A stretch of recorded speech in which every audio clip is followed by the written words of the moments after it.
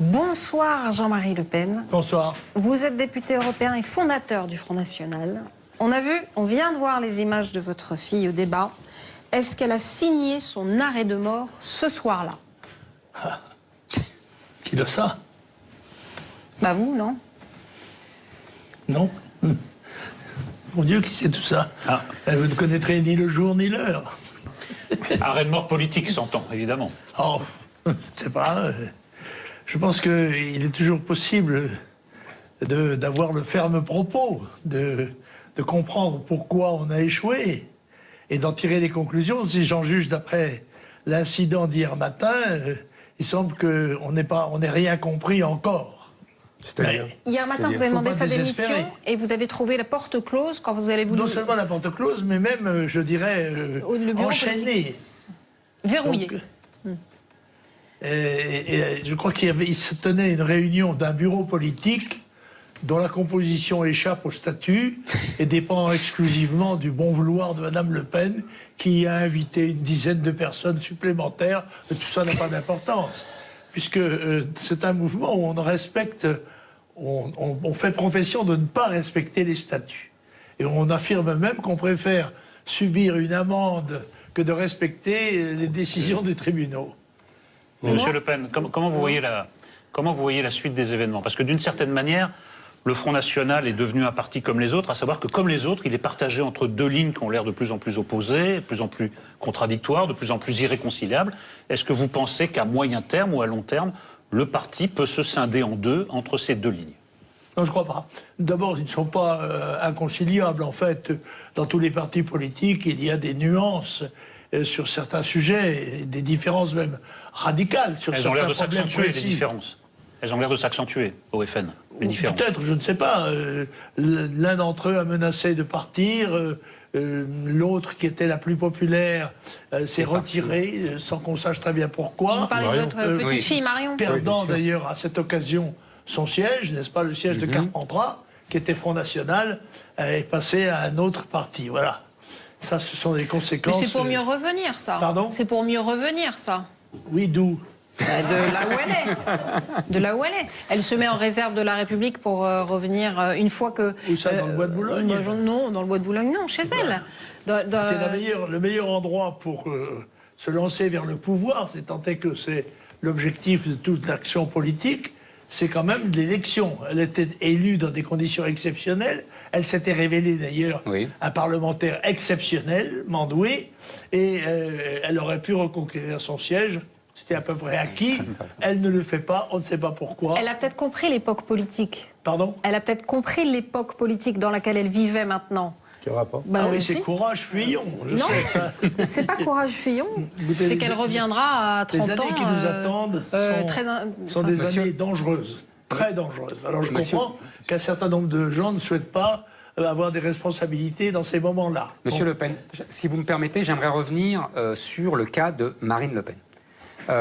Effectivement, on est d'accord sur un point, je crois, l'un et l'autre, c'est qu'elle n'a absolument pas été au niveau du débat présidentiel face à Emmanuel Macron. Elle a montré une incompétence crasse et une incapacité à se hisser au niveau. Si vous voulez, c'est un peu comme une équipe de foot qui joue en finale de Coupe du Monde et on s'aperçoit qu'elle peut jouer que le championnat de France. C'est vraiment l'impression que ça m'a donné. Oui. Et c'était pathétique. Ce soir-là, je me suis dit, mais tout ça, c'est de la faute de Jean-Marie Le Pen parce que c'est vous qui l'avez mis sur le pavois. C'est vous qui l'avez propulsé à la tête du Front National. Non mais... Non. Vous auriez pu faire un autre choix à l'époque. Non, c'est le Congrès qui l'a élu, c'est pas moi. Enfin, oui, mais vous avez été décisif. Il y avait deux candidats. C'est vrai. Et c'est vrai que j'avais choisi entre les deux candidats Marine Le Pen pour une série de raisons très sérieuses et qu'elle a vérifié, me semble-t-il, les 3 premières années de sa présidence. Elle n'a changé d'axe que plus tard. C'est vrai. Alors, c'était... Bon, très bien. Donc vous pensez que vous n'avez pas fait une faute originelle, si j'ose dire? Non, je ne pense pas. Non. D'accord. Et deuxième, d'après moi, erreur majeure, c'est la ligne politique. Elle a engagé, sous les influences de Philippot, une ligne politique de gauche. Elle a tenté de séduire l'électorat de la France insoumise et non pas l'électorat de droite. Là, vous êtes d'accord sur ce diagnostic? Tout à fait. Mais vous pensez que c'est une bêtise, une de plus? Mais c'était zinzin, ça. D'accord. Non, mais c'est très vrai. Je voulais vous entendre le dire, parce que quand je le dis ici, Oui, non, juste une question. Hier, devant le siège du Front National, du parti, vous avez dit elle a commis 2 échecs cuisants. Elle a subi. Elle a subi, oui. Alors, vous pouvez les dire lesquels les deux sont les deux? 2 échecs, l'échec présidentiel et un échec législatif. Ce sont des échecs cuisants. Ah si, il était cuisant. Il était cuisant dans la mesure où on espérait faire beaucoup mieux, et on espérait gagner d'ailleurs, et on espérait faire beaucoup mieux. Enfin, le Front Gagner, là, vous National n'a jamais exagérez. cru son droit, monsieur. Honnêtement, personne n'a cru. Devant un candidat absolument, enfin, pratiquement inconnu du grand public, d'accord. une marionnette qui sortait comme ça brusquement du théâtre, qui s'est révélée d'ailleurs assez brillante, mais qui avait rempli quelques rôles inconnus du grand public. Marine Le Pen pouvait parfaitement incarner la volonté de redressement du Front National. On pourrait vous rétorquer qu'elle a fait 2 fois en pourcentage que vous-même aviez fait au 2e tour à l'époque, c'est la première chose. Non, mais il faut et la deuxième chose, d'accord. Mais la deuxième chose, vous n'avez pas répondu à Zemmour. Comparer des choses comparables. Je comprends, mais enfin, c'est pas non plus. Vous la comparez à Cambadélis. Non, écoutez, j'ai pas l'habitude de défendre Marine Le Pen ici, mais enfin, Cambadélis, c'est quand même un échec d'une toute autre dimension que celui de Marine Le Pen. Soyons sérieux. Je n'ai pas comparé à si vous avez dit, elle devrait en tirer les conclusions comme Cambadélis. J'ai reconnu à Cambadélis un talent oratoire évident. Moi, je suis capable de reconnaître des qualités. Non, vous avez dit qu'elle devrait en tirer les mêmes conclusions que M. Cambadélis, à savoir la démission. Je ne trouve pas que leurs 2 cas soient comparables. Et je m'enferme dans cette défense de Marine Le Pen. Non, n'oubliez pas une chose. Quand un leader politique subit un échec, il offre sa démission à ceux dont il tient le pouvoir. Ceux-ci l'acceptent ou ne l'acceptent pas. C'est ce que j'ai proposé, moi, c'est qu'elle offre sa démission et celle de son bureau exécutif, responsable de la ligne politique qui a été suivie et de la stratégie et de la tactique électorale. Voilà.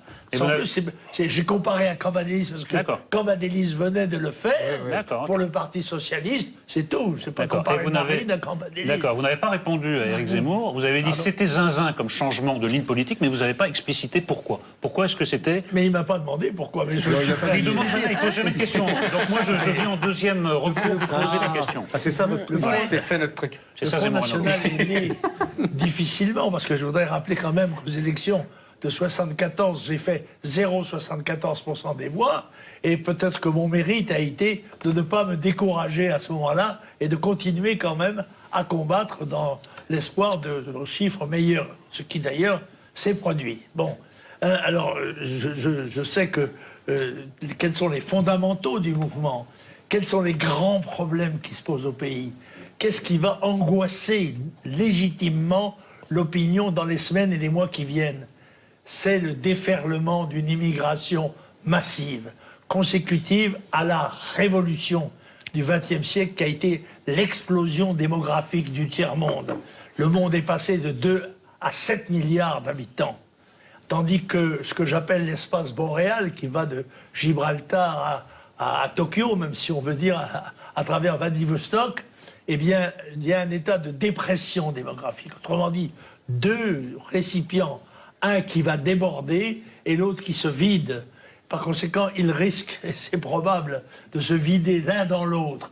Et le problème de demain, ça ne va pas être le problème de l'Europe, enfin ça leur sera indirectement, le problème sera la submersion de notre continent par des populations qui sont pléthoriques, qui seront sans doute de plus en plus pauvres et de plus en plus exigeantes. Oui, vous ne pouvez pas faire toute une campagne électorale présidentielle sur un thème unique, surtout celui-là. Vous proposez autre chose. Vous devez surtout atteindre l'incendie. Oui, je comprends bien. Sans parler au jeu de cartes que vous ferez la semaine prochaine. Non, il ne s'agit pas de jeu de cartes, il s'agit d'autres thèmes économiques, pas tout ramener à l'économie, mais enfin, vous voyez, il y a d'autres sujets qui angoissent, il y a d'autres sujets d'angoisse. Est-ce que Philippot n'essaye pas de les prendre en compte ? On est libre de préférer certains à d'autres et de dire aux gens, il y a une hiérarchie des urgences. La hiérarchie des urgences, ça n'est pas pour l'instant l'euro ni la sortie de l'Europe, c'est l'immigration massive avec ses conséquences. L'insécurité, le chômage, les déficits budgétaires, etc.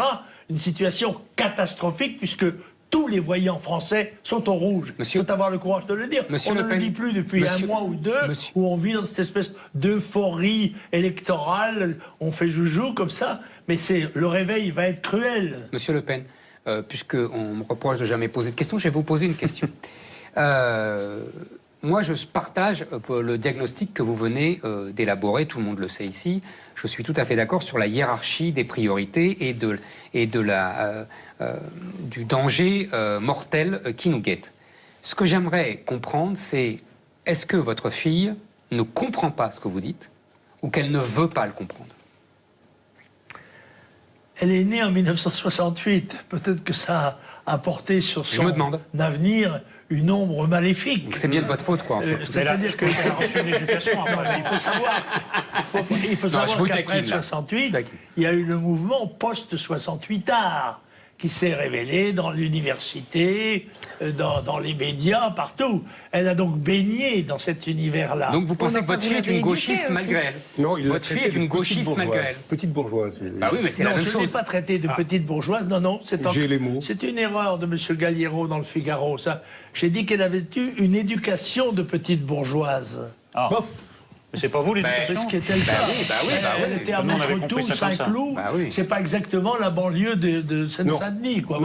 Non, c'est ce qu'on... Oui. Mais je n'ai pas dit qu'elle était une petite bourgeoise. Vous avez beaucoup filmé. Non, mais attendez. Une éducation de petite bourgeoise. Vous voulez dire que elle a une éducation de petite bourgeoise et qu'en plus c'est une gauchiste malgré elle. C'est ça que vous êtes en train de m'expliquer.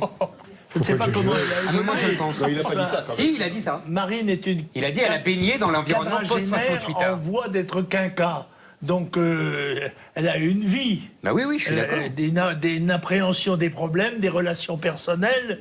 Il y a 6 ans qu'elle est présidente du Front National. Par conséquent, qu'elle n'est pas soumise à mon influence. Ah, mais d'accord. Et le moins qu'on puisse dire est que nous n'avons pas de nombreuses conversations sur la stratégie, ni sur la tactique. Mais vous mangez du filet de bœuf le dimanche ou pas? Vous voyez, vous déjeunez ensemble et tout ça?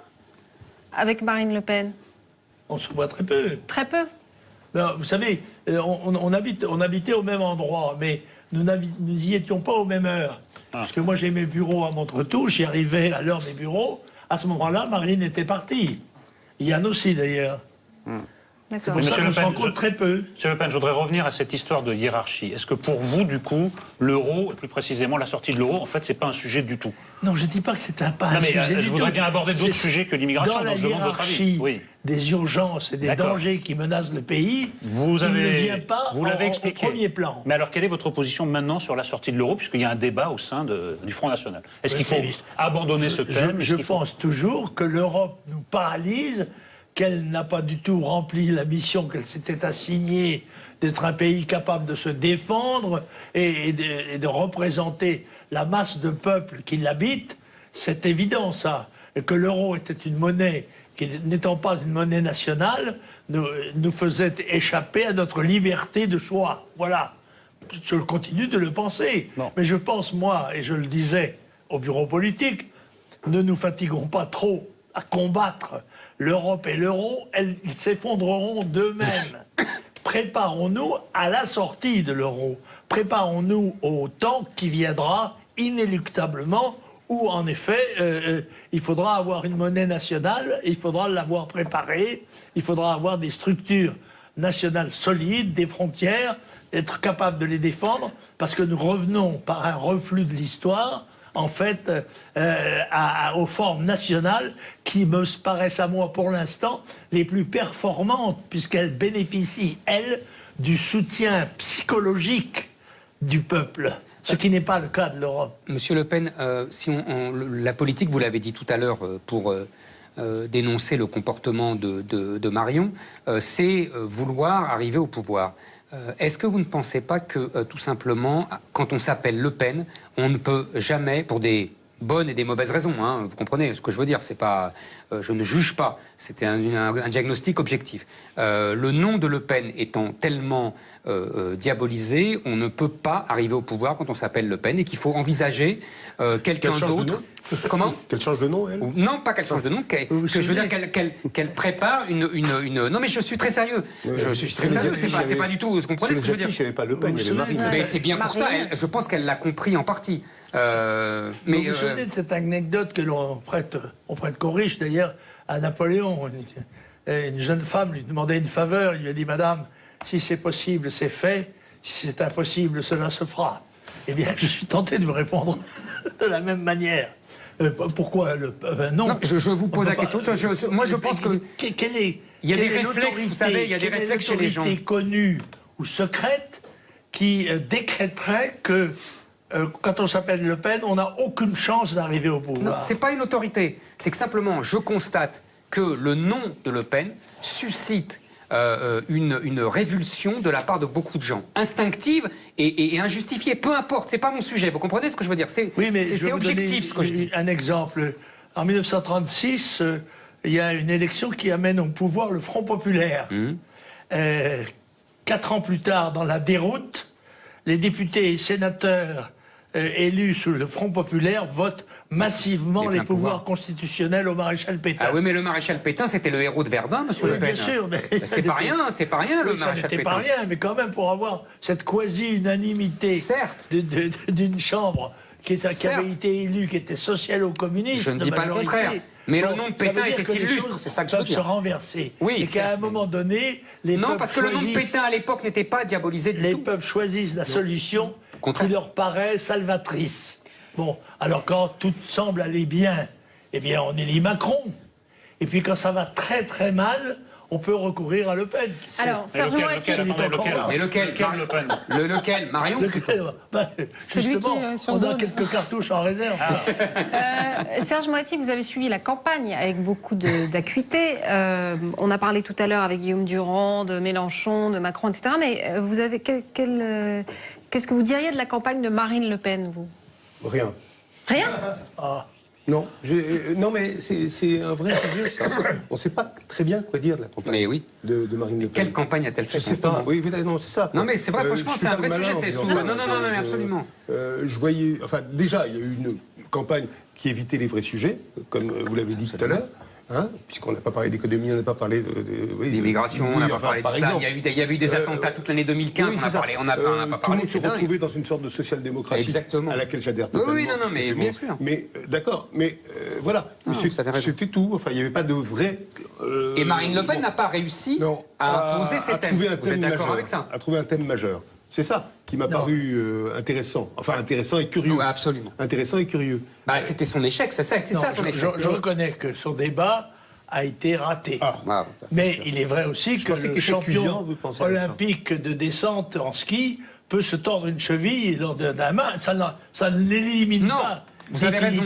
Mais elle avait déjà raté les autres débats à 5 ou à... Vous vous souvenez, elle avait été aussi assez médiocre. Je suis d'autant plus intéressé par ce débat que je vous rappelle tout de même que Jacques Chirac avait préféré se défiler et ne pas accepter le débat plutôt que de me rencontrer au deuxième tour. Vous avez tout à fait raison. C'était un scandale, vous avez raison là-dessus. Je l'ai écrit à l'époque. Voilà. C'est toujours dangereux.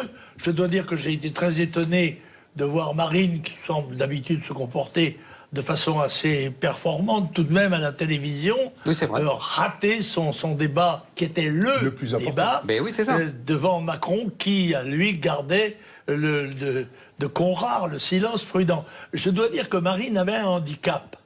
C'est une femme. Nous sommes dans un pays macho quand même, il faut le dire. Bon.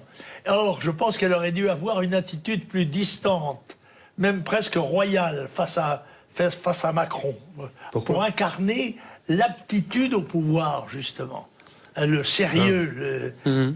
Encore une fois, elle avait le handicap d'être une femme, mais elle pouvait le remonter. Elle en avait, du moins le croyais-je à l'époque, la capacité.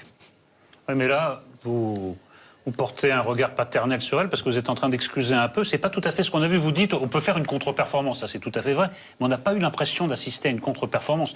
On a eu l'impression d'avoir affaire à quelqu'un qui ne connaissait même pas certains fondamentaux qu'on attend de gens parvenus à ce niveau de la vie politique. Ce qui n'est pas tout à fait la même chose quand même. On peut avoir ressenti cela, je le comprends. Vous auriez aimé la suivre, Serge Moati, ou Je ne l'ai pas fait. Ouais, vous ne l'avez pas fait. Parce que vous l'aviez fait en 2002 avec Jean-Marie Le Pen, et vous aviez dit que vous étiez là quand il a appris qu'il accédait au second tour en 2002, et qu'il avait sur la face un... C'est mon sentiment. C'est mon sentiment, et on en a parlé beaucoup, et il n'était pas, je parle pour vous, pardon, mais il n'était pas joyeux en 2002, lorsque je filme en gros plan son visage qui apparaît à la télévision. on entendait presque les échos des villes au lointain, bien que Montretout soit sur une hauteur où les sons arrivent atténués. Mais il y avait les militants qui commençaient à arriver, etc., etc. Lui, il était grave et, moi, je dis, mélancolique. Parce que après, j'ai parlé de ça avec lui 1 an après. Et à propos de Marine, à ce moment-là, elle a dit c'est le plus beau jour de ma vie. C'est comme les accouchements. Je me souviens, ça c'était. En 2002 Oui, elle était dans le bureau où il y avait Le Pen, le père, qui. Bon. Et ça, je me souviens très bien de ce moment de joie totale de Marine par rapport à son père. Et cette espèce de relation fusionnelle qu'il y avait à l'époque. Et moi, cette histoire des deux, là, je l'ai prise très au sérieux au début. On me disait que j'étais intoxiqué. T'es dans leur propagande, etc. J'étais intoxiqué aussi en arrivant à 4 heures au siège de Montretout, alors que tous mes copains me disaient « Mais qu'est-ce que tu vas foutre là-bas? C'est Jospin qui va gagner ou c'est Chirac. » Bon, donc moi j'y suis allé, j'étais seul, il m'a laissé filmer. Très bien. Et j'ai vécu ce moment-là, qui était un moment... Après, on en a parlé 1 an après, j'ai dit « Cette mélancolie, etc. » Il me dit... Non, c'est venu... Enfin, pardon, je vous cite à nouveau. Hein. Il me dit, non, d'abord, mon adversaire principal, c'était Jospin, pas Chirac. Bon, Jospin a donné le Parti socialiste à la droite, et ça, c'est pointable, ce qui n'est pas faux quand on voit l'histoire qui a suivi. Et cet abandon quoi, de Jospin, comme ça, bon, à la tête de ses troupes, en pleine bataille, c'est ces mots. Ouais. On ne quitte pas ses troupes en pleine bataille. Et puis, il disait, mais... j'ai senti qu'il n'avait pas envie du pouvoir. C'est-à-dire, il disait, mais alors, qui sont mes ministres hein? Qu'est-ce que je vais faire? Vous les avez vus, vous, mes ministres? Et puis, non, je termine. Et puis après, qui je vais amener à l'Élysée, etc. Mais, enfin bon... Alors justement, c'est intéressant ce que vous dites, parce que ça, c'est un reproche qu'on vous fait depuis très longtemps. On dit, Jean-Marie Le Pen, en fait, ne veut pas du pouvoir, et il fait toutes ces provocations, c'est justement pour, quand il est trop proche du pouvoir, s'en éloigner de nouveau. Non, c'est dérisoire, ça. Non, mais non, je n'ai jamais fait mieux que 18% des voix. À moins de 20% des voix, on ne peut pas voilà, vous l'avez dit, ça aspirer au pouvoir. Exact. Mais bien sûr, c'est un objectif. Mais il était tellement lointain, en l'occurrence, d'après l'environnement politique, évident, dont vous avez parlé d'ailleurs, eh bien, moi, je n'avais jamais désespéré.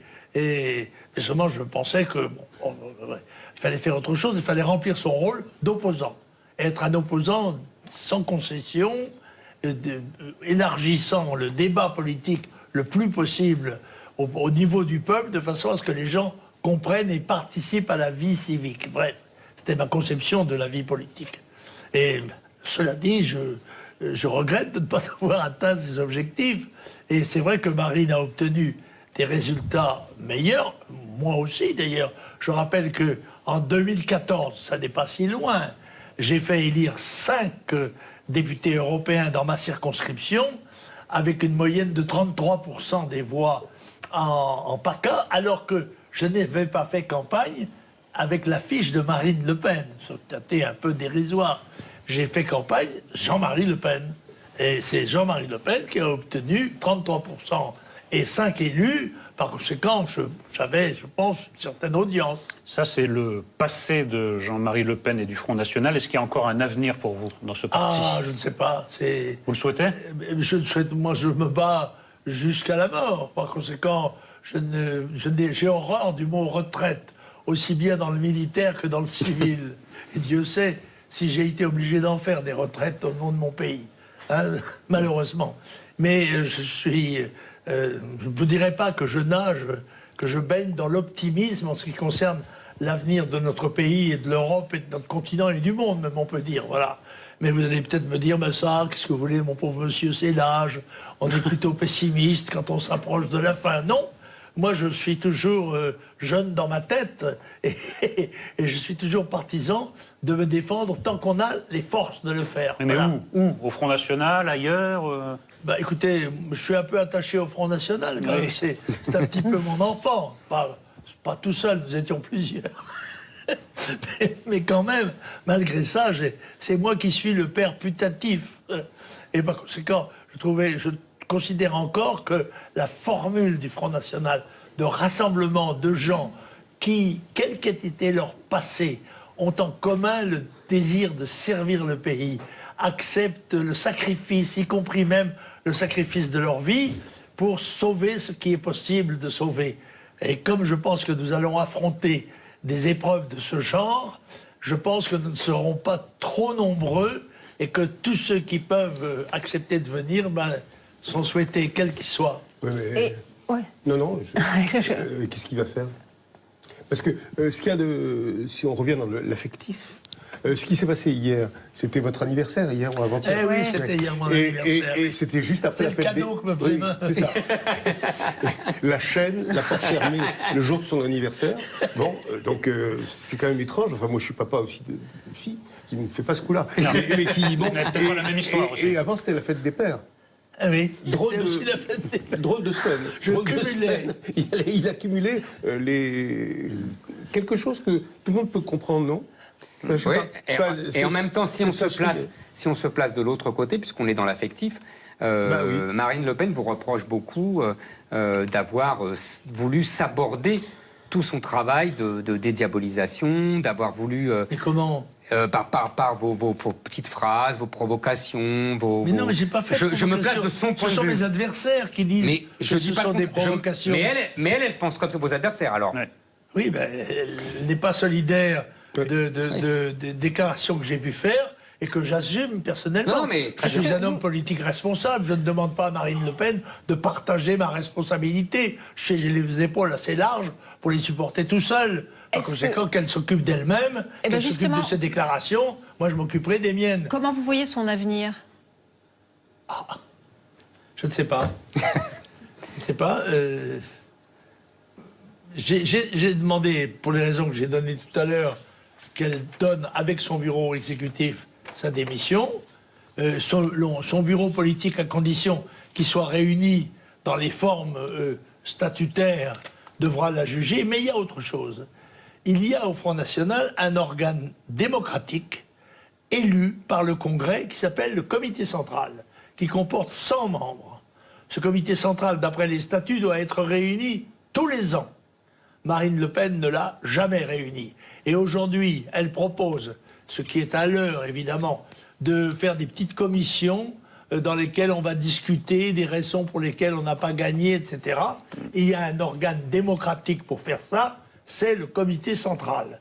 Et moi, je demande qu'on réunisse le Comité central du Front et qu'il, lui, débatte de l'avenir du mouvement, car il en est aussi un des principaux responsables. Elle vous a souhaité votre anniversaire? Comment? Elle vous a souhaité votre anniversaire? J'y reviens. Non, mais j'ai eu beaucoup de témoignages, je dois dire, de sympathie à cette occasion. Ceux qui m'aiment beaucoup et puis ceux qui pensent que je vais partir. Bien. Merci beaucoup Jean-Marie Le Pen d'être venu sur ce plateau. Merci Serge Moati. Dans un instant, Tanguy Pastureau, regardez, il est prêt. Tout de suite, c'est la pub.